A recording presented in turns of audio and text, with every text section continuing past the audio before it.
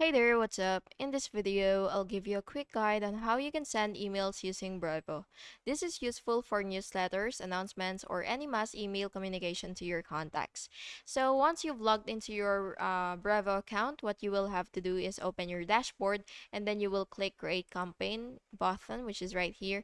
And now that you're here, you will just have to select email and now that you're here you will have to enter your campaign name, and then after that you will just have to click create campaign and just wait for it to load. And now that you're here, what you will have to do is you will basically just have to compose uh, your your email by using the editor if it is available for you.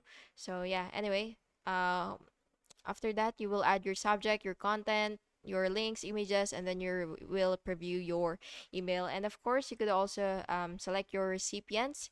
So you will choose your contact list or segments, and of course, you will review your selected recipients. And then you could also send or schedule by clicking send now or schedule for later if you do have that option. So it should be somewhere right here. So yeah.